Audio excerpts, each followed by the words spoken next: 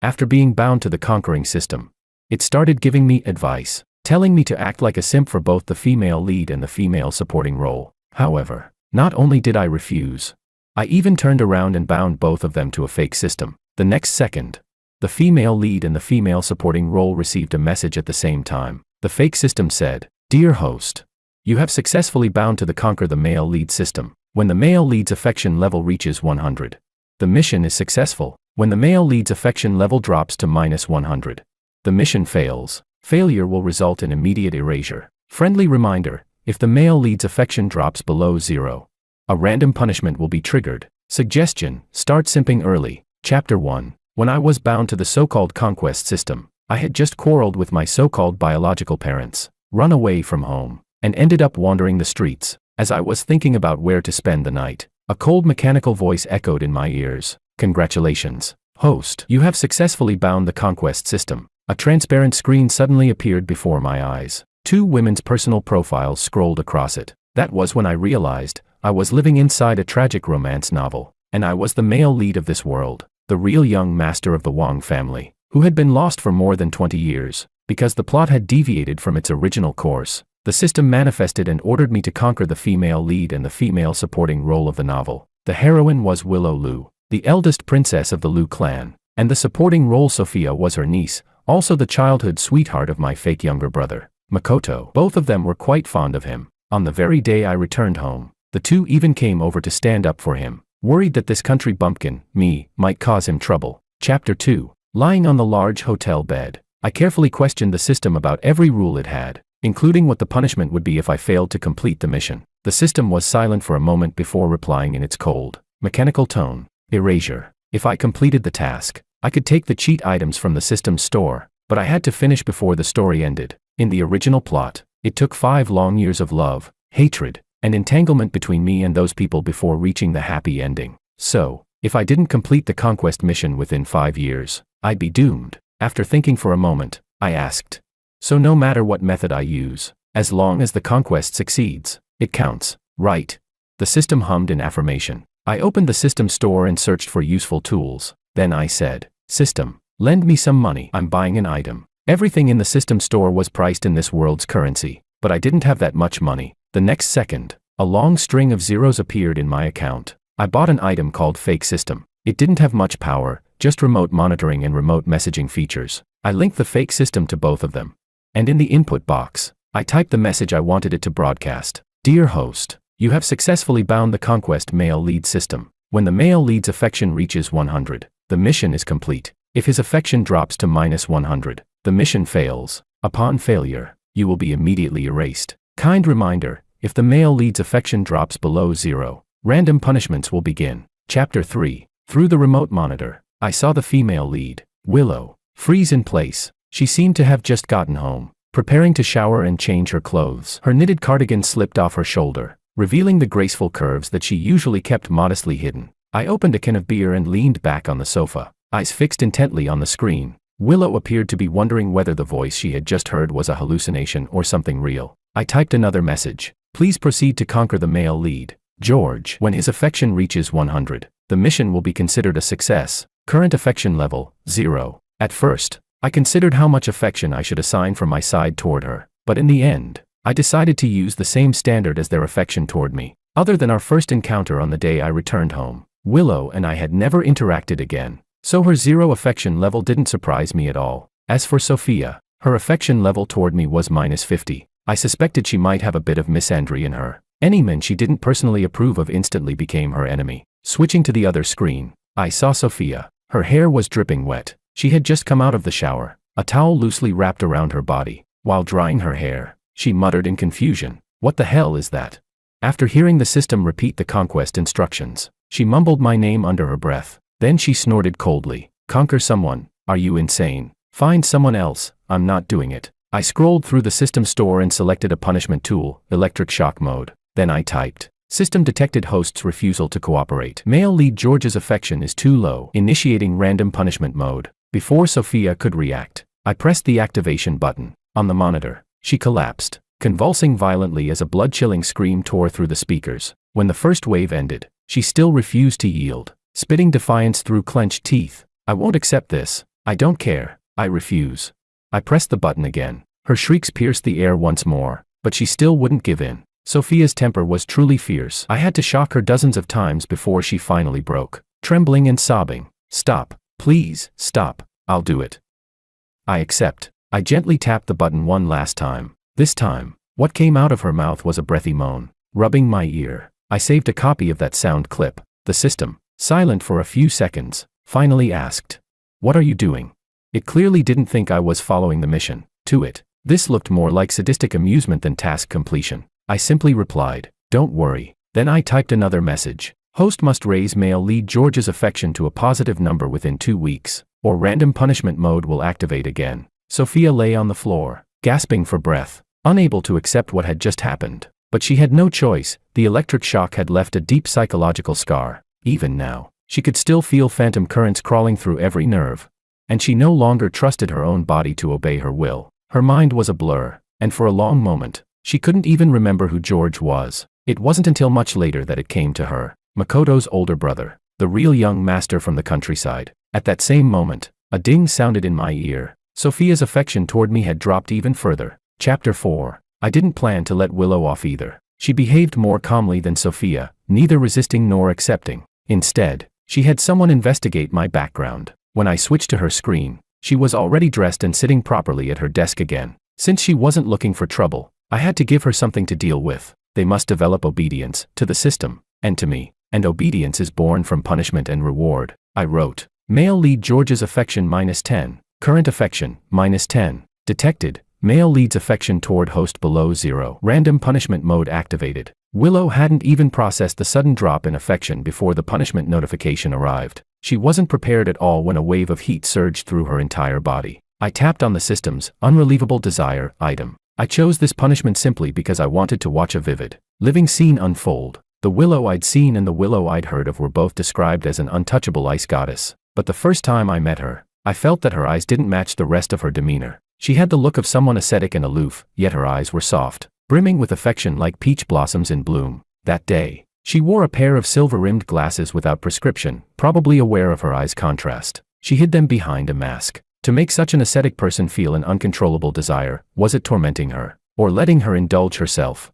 I enlarged Willow's surveillance feed. In the image, as the wave of heat swept through her, she froze in her chair. She bit her lower lip tightly, clearly trying her best to suppress the sudden rush of passion. Her face was flushed, her breathing quickened. Since she was at home, she wasn't wearing her glasses. I noticed her peach blossom eyes glistening faintly, and her long lashes dampened. I couldn't tell if it was from tears or sweat. Willow parted her lips, letting out an involuntary sound of distress. After a while, she leaned forward over the desk, her breath trembling and uneven. When she realized she couldn't suppress the strange sensation by willpower alone, she removed the jacket that was making her feel unbearably hot. Her refined and elegant figure appeared before my eyes. Even then, Willow, always so composed and self-disciplined, endured the discomfort silently, refusing to make a single humiliating sound. Her body trembled slightly. Her face was flushed, caught between pain and confusion. I continued to watch the live feed. When Willow understood that she couldn't escape the strange torment overwhelming her, a faint cry of anguish escaped her lips. She gasped softly, "Stop, please stop." I almost wanted to make her beg, but I had to maintain the system's cold, mechanical persona. So instead, I issued the next command. The host must raise male lead George's affection to a positive value within 2 weeks, or random punishment mode will activate. Beads of sweat shimmered on Willow's pale skin. She finally gave in, accepting the command in humiliation. The torment ceased instantly, and Willow collapsed weakly onto the bed. For someone who had always lived a smooth and orderly life, such an experience was the most unbearable and unspeakable one yet. A form of punishment that left marks not only on her body, but deep in her mind. Even after it ended, the memory of it lingered, as if the echo of that helpless struggle still clung to her soul. Chapter 5. Willow probably went to investigate me. Maybe she even asked my family about my situation, because when I walked out of the hotel, I saw her standing at the entrance. When she noticed me, she called out, "George?" I noticed that when she said my name, her body trembled slightly, probably because she still remembered the torment from yesterday. I replied, "Aunt." That word made Willow's body tremble again. She must have come here thinking about conquering me, about starting some kind of romance. But the moment I spoke, I reminded her of our family relationship. It was probably the most awkward, difficult moment in her 28 years of life, but she quickly brushed away that emotion. With a charming smile, she said. Just call me Willow. Why call me Aunt? Do I really look that old? Then she explained why she was here. She said, I heard you ran away from home and didn't bring anything with you. I was worried something might happen to you, so I asked someone to find you. I went along with her story and asked, You're worried about me? We're not that close, are we? As I spoke, I opened the car door and got in. Then I said naturally, Give me a ride to school. We can talk on the way. The system watched my behavior, wanting to comment but staying silent. It had never seen a conquest strategy like this before. With just a few simple actions, the one who took the lead became me. No need to be a simp chasing after someone. No need to rack my brain trying to please anyone. Just stay still and wait for the woman to come to me. During this time, whatever I say or do, whatever I ask for, it's all perfectly reasonable and must be accepted. Before she could speak, I said, If you tell me Makoto sent you to find me, I won't believe it, because right before I left, we had a big falling out. If my dear father hadn't stepped in, we probably would have come to blows. So that excuse wouldn't work for Willow. She looked at me, calm and confident. And for the first time, she felt something troublesome stirring inside her. After all, she was beautiful, delicate features, stunning looks. In any social setting, a few well-placed smiles or words from her could make men completely lose their composure. But none of those tricks seemed to work on me, no matter what she tried. She had this constant feeling that she'd be exposed at any moment. Willow pressed her lips together and said slowly, It was my own decision to come find you. I understood, she was going for the direct approach, but I was even more direct. Smiling, I asked, You like me? Willow froze. She clearly hadn't expected me to be so blunt, especially when facing a woman one generation older. She closed her eyes briefly, then admitted, Yes. I chuckled. Love at first sight? She replied, Yes. I continued. Then those past few months when you didn't come looking for me, was it because you thought, as an older woman, I couldn't possibly be interested in you? Or because you felt it was shameless to fall for someone a generation younger? Willow was speechless. Inside, she fumed. Why does he have to talk so harshly? Just as she was about to go silent, she suddenly heard that familiar mechanical voice. System, male lead George's favorability -20. Current favorability, -30. System, detected that the male lead is dissatisfied with your silence. Recommend host to respond to every sentence, ensuring none of his words are ignored. Willow took a deep breath, suppressing her irritation. She forced a nod and said weakly, Yes, I replied. Then maybe read fewer of those. The dominant CEO fell for my gynecological illness kinds of stories, the system said. Male lead George's favorability +0.01, current favorability, -29.99. Willow was speechless. She couldn't even remember the last time she had felt something this suffocating, as if a bone were stuck in her throat. And today, she was experiencing it all at once. In my mind, I forced myself to think of every sad thing I could, just to hold back the rising laughter. Even though my own system had reported that Willow's favorability toward me had dropped, it didn't seem like a loss. As long as I maxed out her affection before the final deadline, everything would be fine. After all, the fake system I installed for her could trigger random punishments at any time. It was obvious which of us would suffer more. I continued. So, do you regret being sarcastic and passive-aggressive toward me back when it was all for Makoto? Willow replied calmly.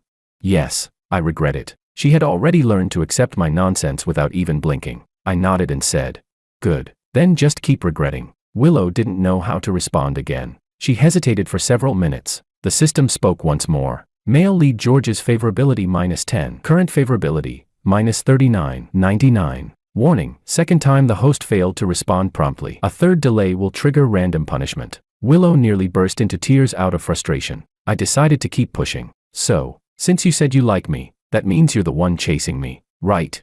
Willow nodded. Yes, I frowned. Then why do you look like you're doing me a favor? Shouldn't you be the one trying to start a conversation? Why so cold? Do I owe you something?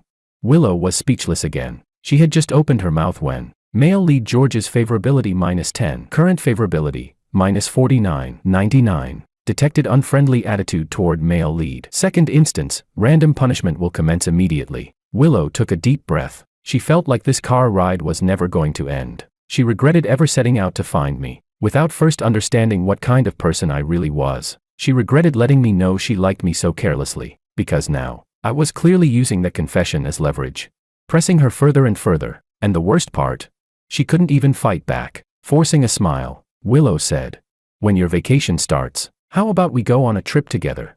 You can take photos for me. That's a must-have skill for any boyfriend, isn't it? I sighed and rubbed my forehead. After a moment, I reached out. Tilted her chin up toward me. For some reason, Willow's heart skipped a beat. The next second, I received a notification. System, the female lead's heart rate has accelerated because of you. You can act even more assertively. I replied. Are you sure it's not rage-induced tachycardia that you're mistaking for infatuation? While she blinked, half open, half closed, I took a photo of her with my rear camera. I said. Forget about photo skills. You need to learn to make peace with yourself. You're getting older. This is what you look like. My camera doesn't lie. The disdain in my tone was unmistakable. Willow looked at the picture and started to doubt herself. Am I really an old woman? Before leaving, I tapped on her car window. Her cold, alluring face slowly came into view. I said. Willow, if you're serious about chasing me, show me something real. I don't like empty gestures. Fake system, male lead George's favorability +1. Current favorability, -48.99. Detected, male lead gave you a 5-star review and expressed hope you arrive on time next time. Chapter 6. After class, I went to the library. System, the female supporting role is looking for you. I opened the surveillance feed and saw that Sophia had just stepped out of the classroom where I'd had my previous lecture. Then I activated the fake system and typed, detected movement from the male lead. Would the host like to enable the location map? Sophia, panicking, practically meowed, turn it on.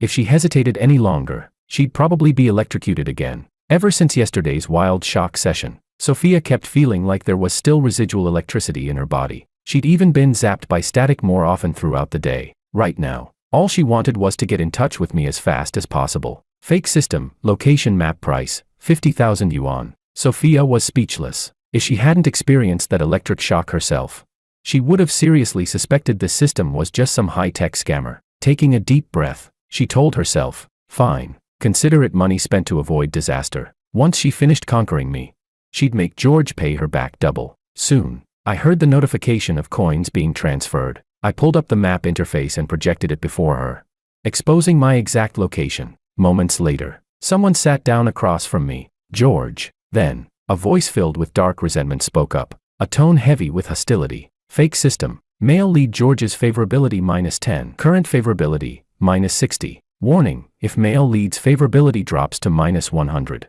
mission failure will occur. Immediate termination will follow. Sophia's expression froze. She cleared her throat and forced a playful tone.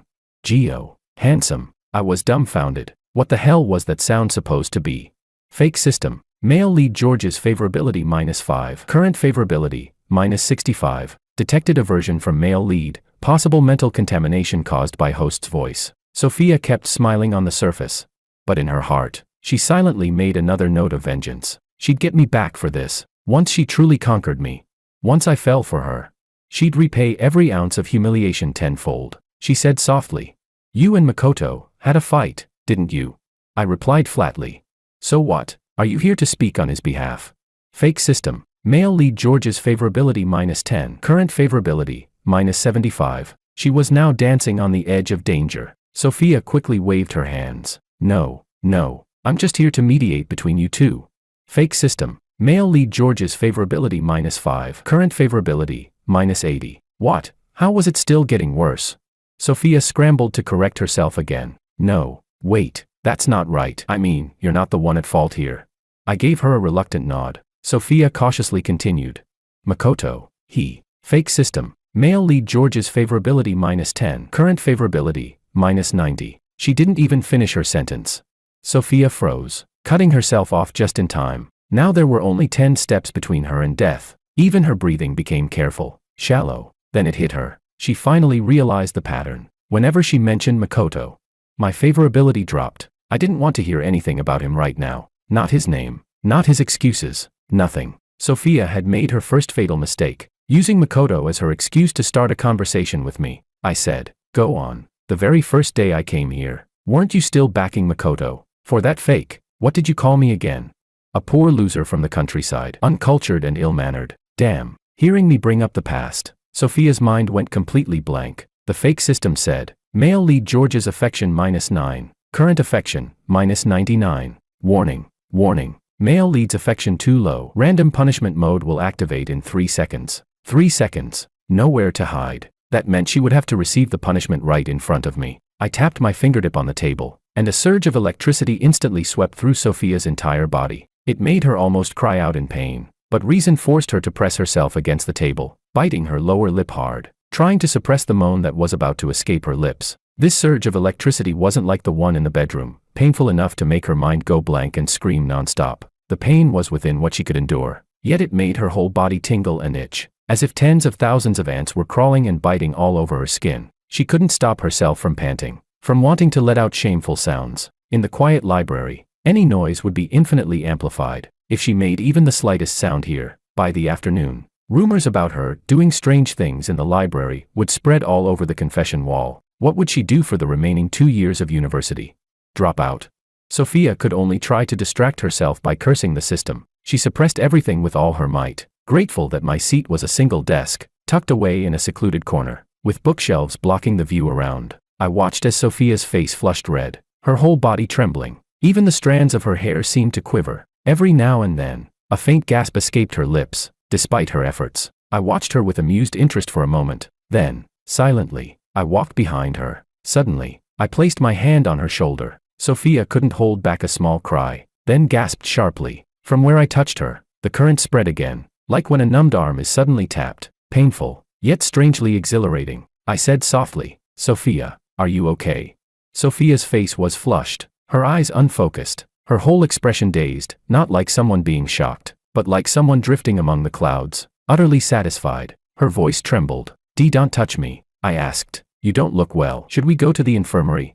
Sophia whispered, "I just need a moment, just give me a moment." When her soft, rhythmic breathing finally faded away, I knew she had recovered. Sophia looked at me, unable even to summon disgust. Although I was the reason she had suffered, I still held her lifeline in my hands. The last bit of affection. If I made one wrong move and that final affection point dropped, she'd be gone for good. Sophia carefully adjusted her tone. She said softly, "George, I'm sorry. I shouldn't have said those things about you before." She was still weak from the shock, resting her cheek on her hand, eyes shimmering with moisture, looking as pitiful as a kitten caught in the rain. I asked, "Do you like me too?" Sophia instinctively denied it in her heart, but then, thinking about her strange behavior, she realized that maybe only liking could explain it. After a moment's hesitation, she nodded. I asked again, "Was it love at first sight?" Sophia hesitated, then nodded once more. After a brief pause, she suddenly seemed to realize something. "Too?" she asked in confusion, feigning surprise. I said, "That's right. Your aunt, Willow, suddenly came to me today saying she liked me too, and wanted to be with me. You two aren't planning to share a husband, are you?" What outrageous words! Sophia's face flushed bright red, whether from anger or embarrassment. I couldn't tell. She quickly changed the subject, asking pitifully, "What do I have to do for you to forgive me, to raise your affection toward me?" She had zero experience with romance, had never dated anyone. To raise my affection toward her by 99 points within a week, she really couldn't think of any other way but to ask directly. I replied, "Make Makoto apologize to me." I added, "Aren't you and Makoto childhood friends? Tell him to come and apologize." Sophia immediately knew that was impossible. Makoto might look normal on the surface, but deep down, he was an egocentric lunatic. Making him apologize to someone he didn't get along with, absolutely impossible. Sophia looked troubled and asked, "Isn't there any other way?"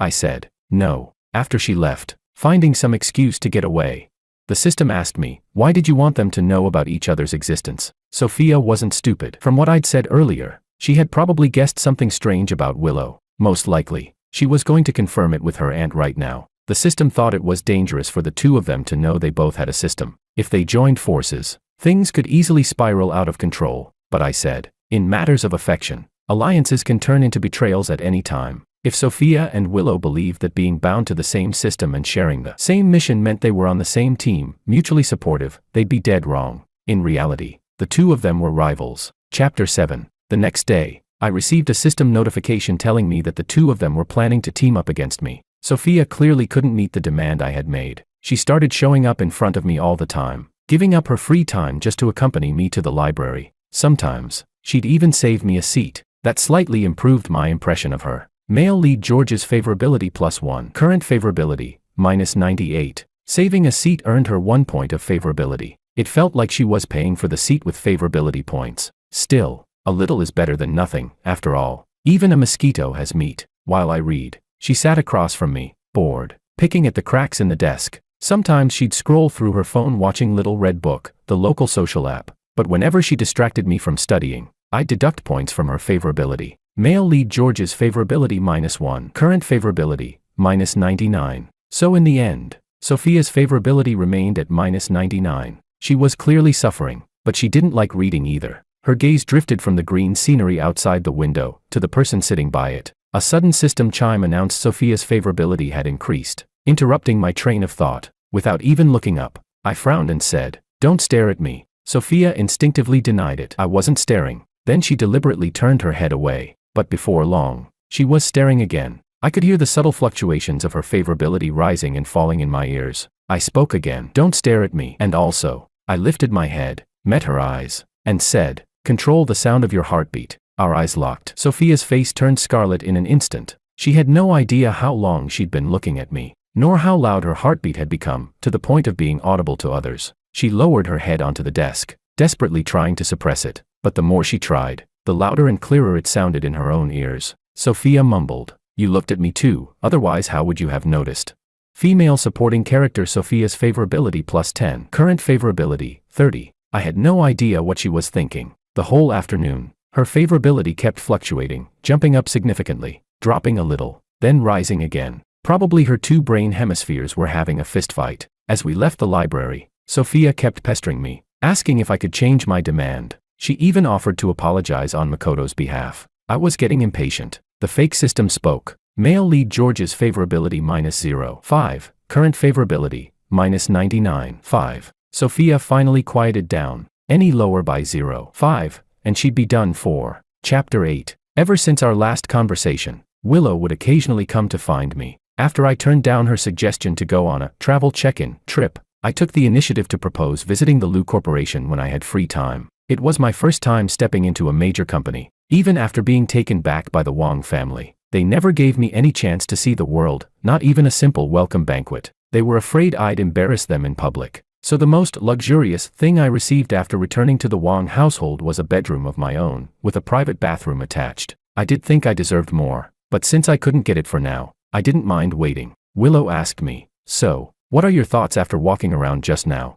While she worked, her secretary showed me around each floor of the company. Everyone there was dressed in suits, mature and composed, and I, in my hoodie and sweatpants, stood out like a sore thumb. I lingered on every floor for a long time, moving like a leader on inspection, observing every single person's posture. Their work was beyond my comprehension, in fields I knew nothing about, yet I watched anyway, pretending to understand. I said, "Just a bunch of corporate drones." Willow was speechless. Every time she talked to me, she said it felt like punching cotton, no resistance at all, but she couldn't afford to show any irritation. My favorability toward her was already in the negatives, and she didn't dare make it worse. Willow adjusted her glasses with a delicate motion, and my gaze unconsciously followed, landing on her eyes and brows. She said, "With your permission, I looked into your past work history. It's quite impressive. At only 20, you already have 6 years of experience, meaning you started working as a minor. That was only what could be found in records. In truth, I had started working for others even earlier. My family was poor, with debts and medical bills to pay, so I had to juggle school and part-time jobs. Fortunately, small towns weren't strict about minors working back then, otherwise, I might have ended up begging." I looked calmly at Willow. My gaze lingered on her refined features and her impressive figure. Willow continued, "You have extensive experience, but it's all over the place." Then she asked me about my plans for the future. Through these days of contact, she had come up with her own strategy to conquer me. She saw me as an ambitious person with vision, so she decided to help me enter the professional world and build a career of my own. However, when Willow looked at me, she noticed my gaze was fixed on her body. I even swallowed slightly, my expression casual and lazy. In that instant, Willow felt as if she were stripped bare. For the first time in her life, she felt like she was being appraised, as if she were a product on display. She couldn't tell what she was feeling, whether it was nervous anticipation, or rejection and disgust. Logically, the latter emotions should have been stronger, more fitting,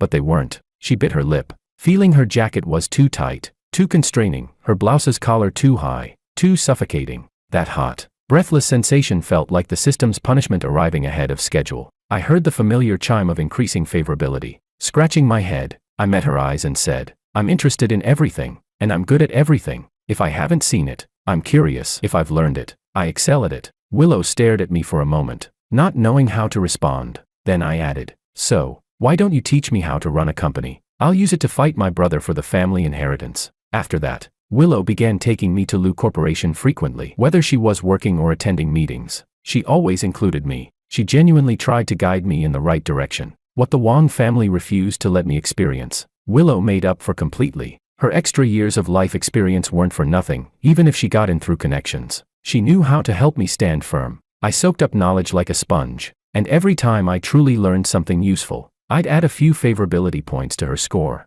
As Willow spent more time with me, she gradually started to develop real feelings. At first, she only wanted to conquer me through her calculated strategy, but now, she was genuinely trying to expand my social network, introducing me, as the Wang family heir, to people who hadn't even known I existed. After yet another business meeting ended, I stood up, ready to leave. She, without thinking, reached out and tightened the slightly loose tie around my neck. It was such a natural gesture that I didn't comment on it, and that, in turn, left her momentarily stunned. Habits are terrifying things. Even though we hadn't spent much time together, it was surprisingly easy to nurture habits around certain people. I'd always been the type who didn't care about small details, whether my tie matched my suit, how many buttons I fastened, or how I tucked in my shirt. I wore things however I felt like it. Willow, on the other hand, was clearly obsessive about order. So when she saw me dressing sloppily again and again, she couldn't help but correct me. The first and second times, I listened and fixed my tie properly. By the third time, her words went in one ear and out the other. By the fifth and sixth, she couldn't hold back anymore. She started fixing it for me herself. After enough repetitions, it became second nature for her. Whenever she saw my messy clothes, her hand automatically reached out to adjust them. She froze for a moment, her fingers brushing the button on my chest, then quickly let go when she noticed my indifferent expression. I stretched lazily, feeling a bit hot, and loosened the tie she had just straightened. She looked as if she wanted to say something, but held back, and instead, she gently smoothed out the back of my jacket. I said, "You've helped me so much. Don't you want something in return?"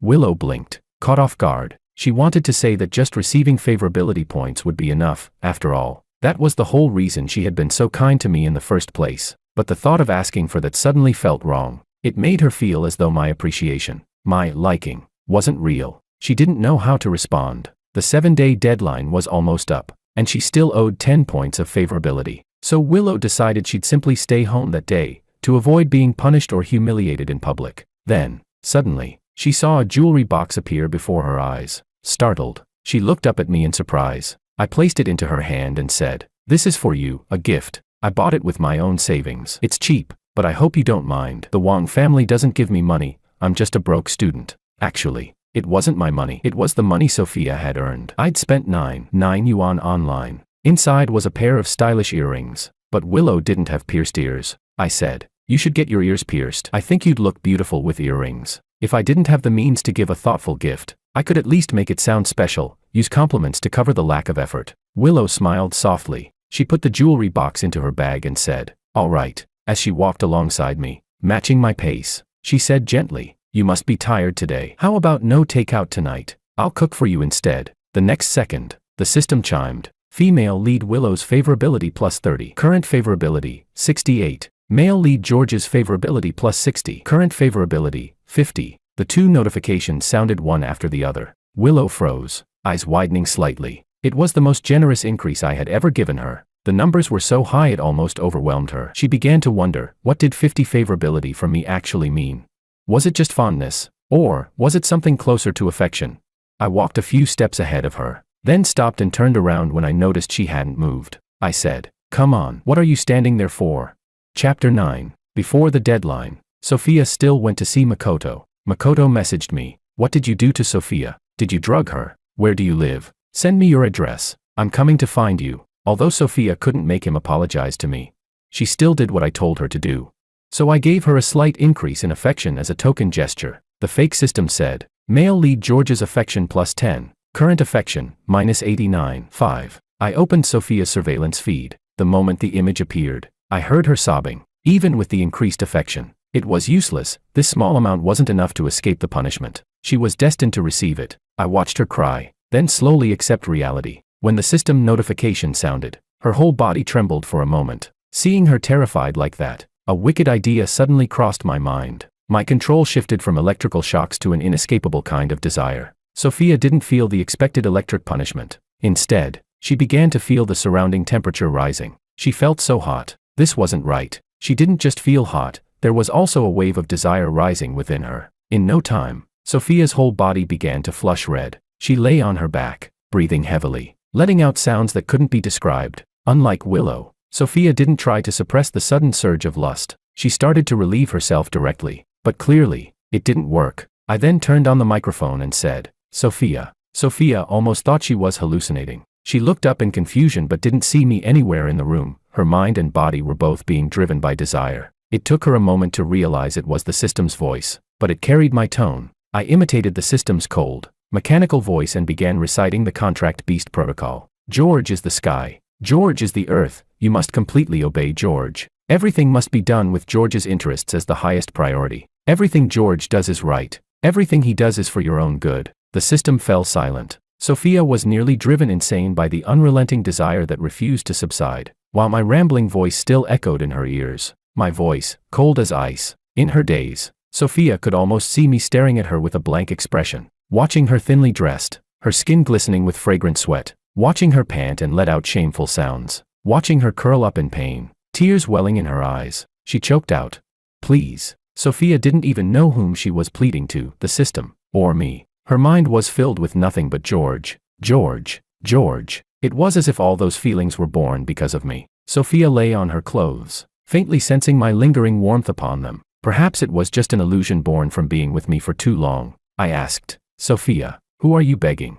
Sophia clutched the piece of clothing tightly, her expression dazed. Beads of hot sweat soaked her hair, sticking it to her flushed cheeks. With tears in her eyes, she choked out, "George, begging George, please, let me go." The system spoke. Female side character Sophia's affection plus 30. Current affection, 66. What answered her was silence. After a long pause, I said, "As you wish." The punishment stopped, but the heat in her body lingered. Sophia gasped for air, but she still refused to let go of the clothes. The punishment had ended, but the desire remained. Chapter 10. When Sophia came to see me again, there was a flicker of avoidance in her eyes. She didn't speak until I stopped writing. "Do you like my aunt?" she asked. It was obvious she'd already found out that Willow hadn't been punished. She should have been happy for her, but for some reason, she felt a bit off inside.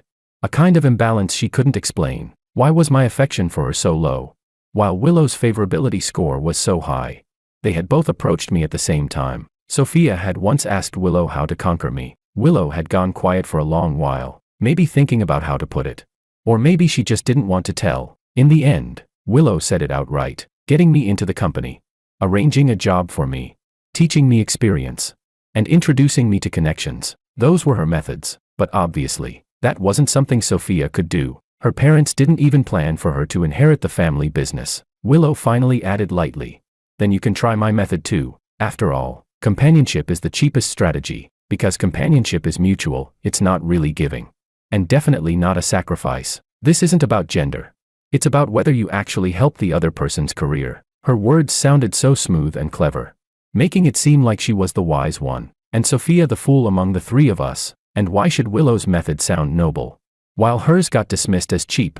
What a show-off. Their conversation ended with Sophia hanging up in anger, but even so, she couldn't deny the dull frustration in her chest. She and I really hadn't interacted much before. Most of those 2 weeks had been taken up by Willow. Sophia thought that was why she hadn't escaped punishment. If she'd taken back her time with me, her favorability score wouldn't have been this low. Thinking that, the way she looked at me burned even hotter. I said, "Not bad. I kind of like her." Sophia panicked. She blurted, "How can you say that? My aunt's 6 years older than us.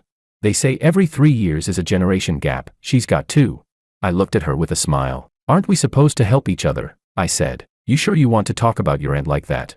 Aren't you afraid she'll smack you for it?"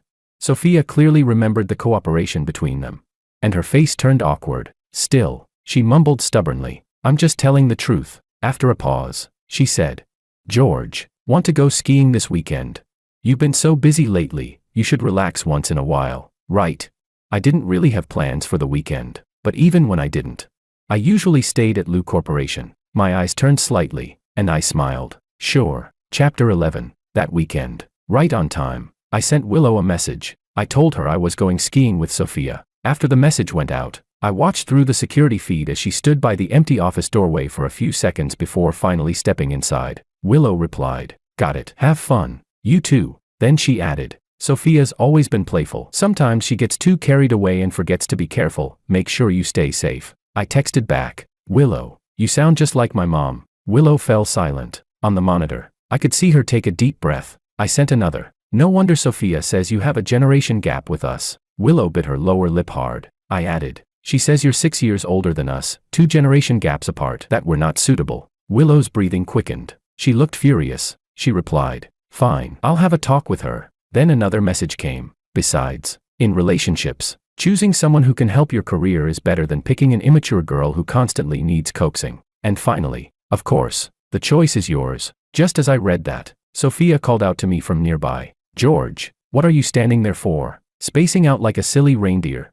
The weather was freezing. She was wearing a long black down jacket, hopping on a mound of snow, waving her arms excitedly. Willow was right. Sophia really did know how to have fun. Being with her meant trying all kinds of new, carefree activities I'd never experienced before. The biting wind lashed against my face, but it cleared my head completely. For a while, all the worries faded away. When we were both exhausted, we lay flat on the snow. Fake system, male leads affection plus 30. Current affection, 10. Sophia's eyes instantly sparkled. She blinked at me and said, hey cutie, aren't you happy hanging out with me?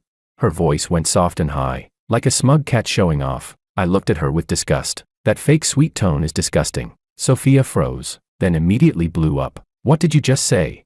She refused to admit that she'd purposely changed her tone and tried to act cute. Online. Everyone said it worked, but from my mouth, it came out as gross. Of course she was embarrassed and angry. Fake system, detected verbal offense toward the male lead, initiating random punishment mode. The thing about this punishment system was, it didn't follow logic, only mood. Sophia's face went pale. Before she could react, that familiar wave of heat spread through her body. She let out a soft gasp, her knees giving out, and she collapsed right into my arms. Feigning concern, I asked, Sophia, what's wrong? Her face was flushed, her eyes hazy. She murmured, I feel weird. I asked, weird how? Where do you feel it? Sophia whispered, hot, so hot. I smirked, you mean aroused? Sophia was speechless. Well, yes, but did he really have to say it out loud like that? I coughed lightly. Sorry, that's not what I meant. The next second, Sophia's consciousness was once again overtaken by desire. She rubbed against me, eyes closed, pressing her snow-white head against my chest, nuzzling lightly. The cold touch made me shiver, but at the same time, I could feel the burning heat radiating from her body. I said, who gave you the drug?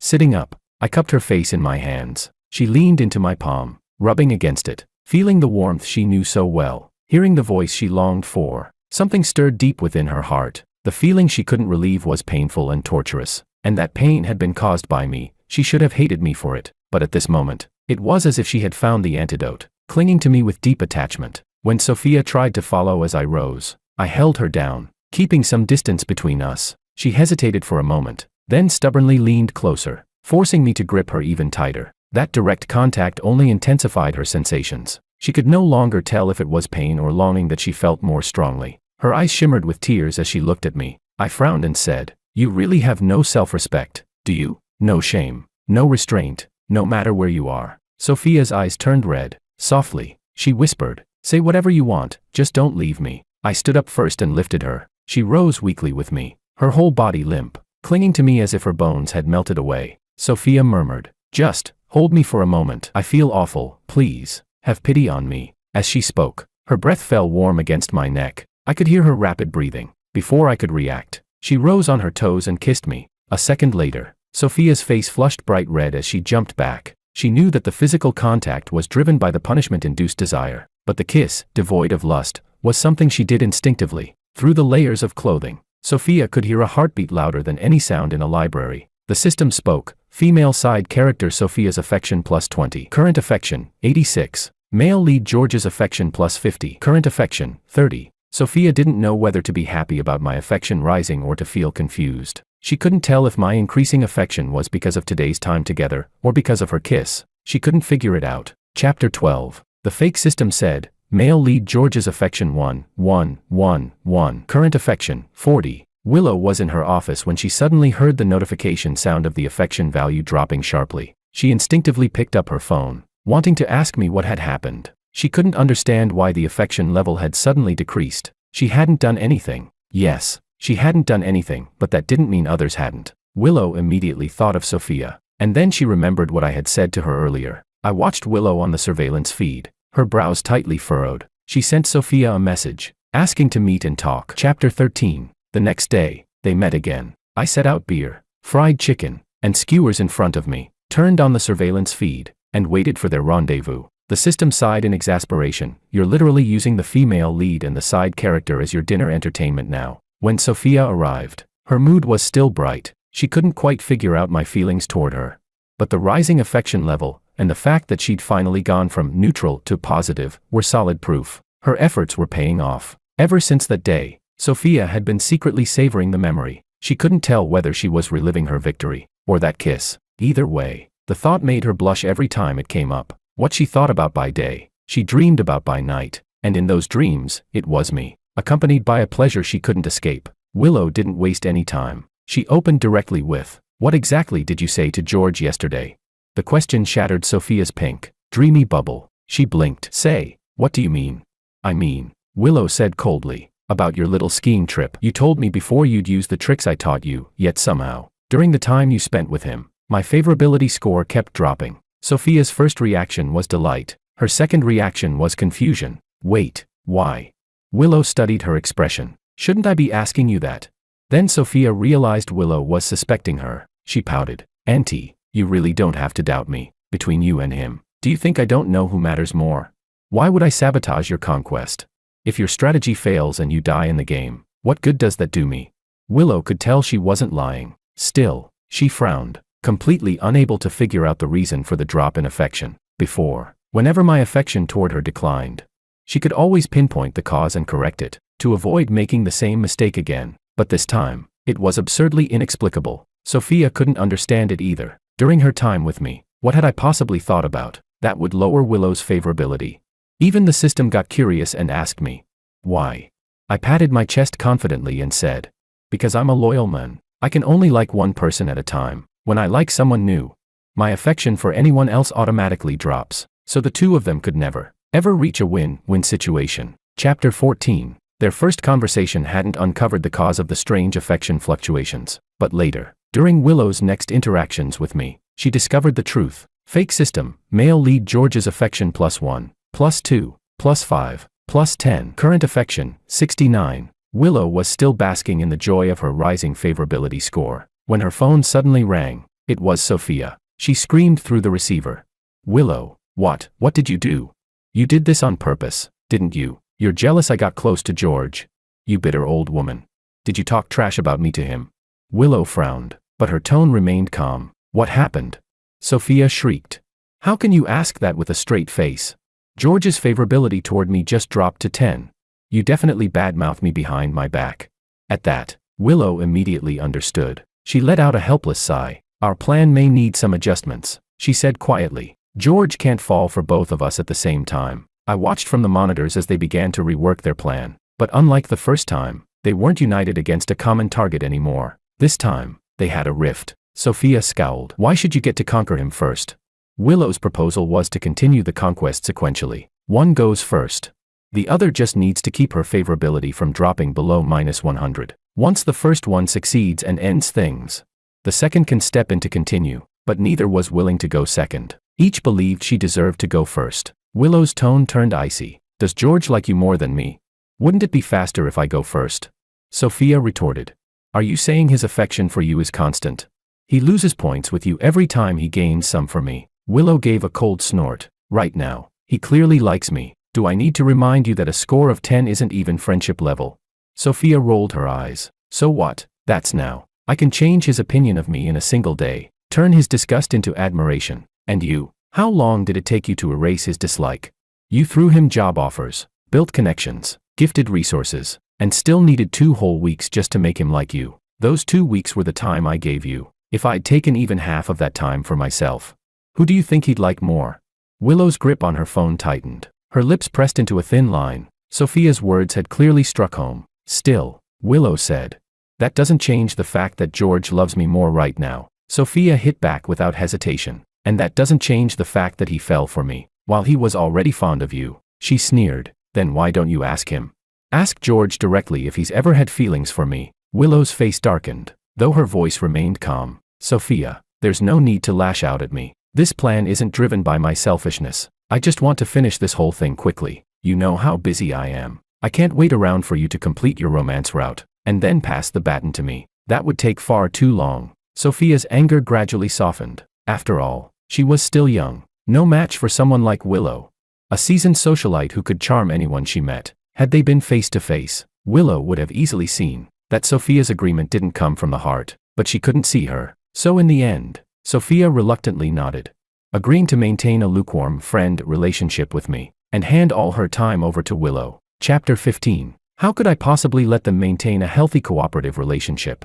That would only put me in danger. So, during my interactions with Willow, I would raise her affection just enough, then lower Sophia's. And whenever Sophia met with me, she always looked like she had something to say but couldn't. Her words carried traces of grievance. Then, during my time with her, I'd increase her affection slightly, and drop Willow's in return, almost without fail. Not long after, Willow's call would come through. "Where are you?" she'd ask. "Playing pool," I said honestly. With Sophia, my gaze drifted to Sophia. The room was warm from the heating, and she was wearing only a thin low-cut dress. When she bent forward, a hint of pale skin showed, and the blue pendant around her neck swayed lightly in the air, like a collar inviting me to reach out and play with it. I took a sip of beer. Fake system, male lead George's affection -5, current affection, 65. Hearing that sound, Willow instantly knew. Every time her affection dropped, it meant I had just raised Sophia's. It was like patching one wall by tearing down another. Furious, Willow thought Sophia shameless and faithless, breaking their agreement, still trying every trick to seduce me whenever we met. Then Willow said over the phone,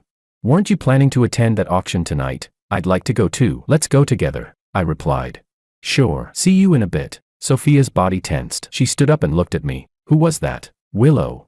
"Yes," I said, setting down my cue stick and reaching for my suit jacket. But Sophia grabbed it first. Her eyes lowered, her voice soft and plaintive. "Can't you not go? Every time we're together, she calls to interrupt, and now she's even taking you away." But she couldn't say more. After all, Willow hadn't technically broken any rules. Then Sophia muttered, "Maybe my aunt's just jealous because she likes you so much. She can't stand seeing you with anyone else. She's so petty. Or maybe she just doesn't believe that men and women can be friends." The irony of her words almost made me laugh. I pinched her cheek, and while she was still startled, I took my jacket back. "We're just going to the auction," I said lightly. "I've wanted to check it out for a while." Then, brushing my thumb against her lips, I smiled. "We'll hang out next time." Sophia stared at me blankly, and as if the system itself echoed her heartbeat. Fake system, female side character Sophia's affection +10, current affection, 96. I stepped out of the building and saw Willow getting out of the car. The red earrings dangling from her ears caught the light immediately. She was wearing matching jewelry, a necklace and rings, all in bright, vivid colors. The more accessories I gifted her, the more she wore. They clashed a little with her usual elegance, yet somehow made her even more striking, an added touch of seductive brilliance. Willow reached up to straighten my slightly rumpled collar, then pulled a scarf from her bag and wrapped it around my neck. Taking my arm, she smiled. "So," she asked, "did you have fun today?" But her eyes flicked upward, to the second-floor window, where a pale face was pressed against the glass, watching us with a chilling, ghost-like stare. Fake system, female lead Willow's affection +10, current affection, 85. At first, Sophia managed to hold herself back, even when Willow intruded into our time together. But when my affection for her finally dropped to 0 because of Willow, she couldn't sit still anymore. She couldn't accept that I now treated her like a stranger. All she wanted was to earn a little favor back, just enough to restore our good friend status. She wasn't greedy, nor did she plan to ruin Willow's progress. On each of our dates, Sophia came up with new outfits every time, trying to draw my eyes to her. We surfed, we dived, we rode motorcycles along the coast. I've always believed that people need a balance of work and rest. After working hard at Willow's company, I found it only fair to reward myself with Sophia, to relax, to unwind a little. When we were exhausted, we went back to the seaside villa, by the pool. I lounged lazily on a recliner. When I got tired of watching the sky, I turned my eyes to the beauty in the pool. My gaze traced her slender waist, her long, toned legs. She surfaced from the water, drops sliding down her pale skin like scattered pearls. From the edge of the pool, she called, "George, aren't you going to swim a bit?" "Too lazy," I murmured, closing my eyes for a rest. But the next second, for reasons I couldn't fathom, Sophia suddenly straddled my lap. I jerked upright, eyes wide. "What are you doing?" She only placed her hands on my shoulders and kissed me. After that, things quickly spun out of control. At first, all Sophia wanted was to gain a few favor points, to escape that stranger status. She wasn't greedy. And she didn't mean to destroy Willow's plan. She just wanted to relive that feeling, that moment she couldn't forget. But the moment our lips met, all restraint, all reason vanished. Could she really give all our time together back to Willow after this? Impossible. System, female side character Sophia's affection +4. Current affection, 100%. Asterisk, congratulations. Host, you've successfully conquered the female side character. Just as things were about to ignite completely, I suddenly asked, "Where's Willow?" Sophia muttered, "I don't care about her." When she tried to continue, I stopped her, pushing her gently away. "This isn't right," I said. Sophia whimpered in frustration. "Then I'll be the mistress." "Okay. I'll be the secret lover, just don't tell her." That might be a problem. I increased Sophia's affection again. But Willow's dropped in turn. My phone sat by the pool. I hadn't answered her call. She'd probably already guessed, and was on her way here. Sophia bit her lip. "Touch me, just a little, please?" I said flatly. "You sound like you've got skin hunger." Sophia didn't even blink. She immediately accepted the label. "Yeah," she said cheerfully. "Remember when we went skiing? That was one of my episodes. I can't stand being away from people for too long." She really knew how to run with a joke. But the next moment, just as she leaned forward again, the doorbell rang, sharp, urgent. Sophia clearly didn't want to answer it. I hooked a finger under the collar around her neck.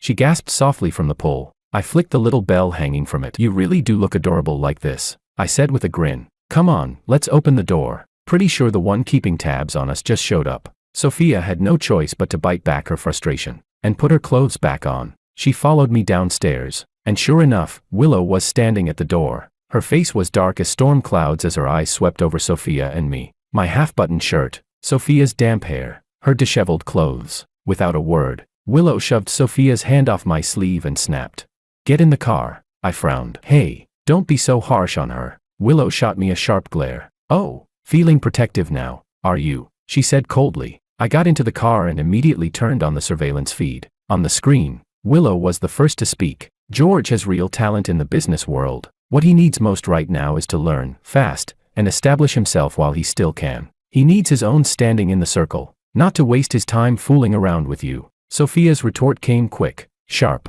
and loud. "And who exactly are you to lecture me? My aunt? Or George's mom?" At the word mom, Willow's brow twitched. I couldn't help but laugh. "Isn't this a bit too spicy for what's supposed to be a wholesome story?" Sophia pressed on, eyes glinting with defiance. "Why don't you just admit it? You're jealous. Jealous that George has fun with me. You're older. Willow. Aside from helping him with his career, what else do you really have to offer?" Willow's voice turned cool, controlled. "You were the one who broke the rules first. Can't stand being called out for it." Sophia scoffed. "Don't use your noble excuses to cover your jealousy, when I was just being friends with George, who kept showing up and interrupting again and again." "Willow, dare you swear? Swear in front of George that once you max out his affection score, you'll break up with him." Willow's gaze dropped. She said nothing. Sophia let out a mocking laugh. "See, you can't even promise that. You've already decided to trap me, haven't you? You figured as long as my affection never drops below -100, I won't die. So you plan to keep me chained as his lifelong friend. Alive but never able to win." She sneered, voice trembling with anger. "You really think I can't see through that act of yours? I'm younger, more fun. George obviously enjoys being with me. You just drain him. That's why he comes to me, because I make him relax." Willow's hands clenched tightly at her sides, knuckles white. But she didn't say a word, and somehow, that silence made me feel a pang of sympathy. If there was even a single thing Sophia said that Willow didn't agree with, she would have fought back ruthlessly. Her silence wasn't surrender, it was insecurity. She really did feel that next to Sophia's youth and charm, she didn't fit me as well. When she was with me, it looked like a partnership of mutual benefit. With Sophia, though, it was something closer to genuine feeling. There's a saying online, a woman who struggles through hardships with a man suffers for life, but a woman who spends her money on him also suffers for life. I don't know which kind of suffering is worse, but looking at the triumphant glow on Sophia's face, and the quiet, tight-lipped Willow beside her, between the two unlucky women, it was clear where my bias lay. The fake system said to Willow, "Male lead George's favorability +30, current favorability, 70. Then it said to Sophia, "Male lead George's favorability -30, current favorability, 30. Sophia's words froze instantly. she exclaimed in shock. Wait, what's going on here? The favorability she worked so hard to increase through kissing him, the favorability she earned by selling her charm and body, was taken away by another so easily. Sophia turned her gaze toward Willow. Fuming, she said, "Oh, I see now. No wonder you didn't say a word when I was talking so much. You knew George was watching, didn't you? You pretended to be pitiful on purpose. I'm going to find him." As she spoke, she was about to step out. Willow suddenly dropped her meek and aggrieved expression. She slapped Sophia hard across the face, as if the favorability points I had given her were now her backing. Sophia wasn't going to take it lying down and slapped back. The two of them grabbed each other's hair and started fighting, completely disregarding their image. Sophia shouted, "I'll tell my dad. My aunt is shameless, stealing my love and becoming the homewrecker in my romance." Willow sneered. "Ha, always crying for your mom and dad whenever something happens. You know what? George is your age, and at his age, he's already capable of handling things on his own. I don't think he'll like a giant baby like you who runs to her parents every time love gets tough." Sophia screamed. "He does like me. He will like me. He kissed me. He kissed me. Have you ever gotten that treatment? You're just an old woman past her prime." Willow paused for a moment, then slapped her again. She snorted coldly. "He's still young. It's normal for him to be impulsive. I don't care, and neither will he. It was just a kiss. Do you think your lips are worth something? Being kissed by you, do you think that's important? It's not." I recorded the entire 360-degree scene of their argument and catfight from beginning to end. I'd keep it saved to watch later when I'm in a bad mood. It'll make me laugh for a whole year. Sophia, knocked to the ground, still refused to give up and yelled, "Just you wait. I'll cling to George for life. I'll seduce him forever. There'll be a time when he can't resist me. I'll be the homewrecker. I'll watch over you two forever. You'll never get rid of me. If you've got the guts, kill me. Even if I die, I'll die between the two of you." Willow gave a light snort and said, "Whatever. I don't care. As long as he comes home, that's enough for me," the system said. Female lead Willow's favorability plus 15. Total favorability 100%. Congratulations, host. All favorability points collected. You may now choose any golden cheat to keep. I said, "System, can I only choose one?" The system replied, "You get 3. I said, "Okay, wrap up the fake system and the 2 punishment packages." The system announced, "Congratulations, host. You have obtained 3 golden cheats. Have fun, host."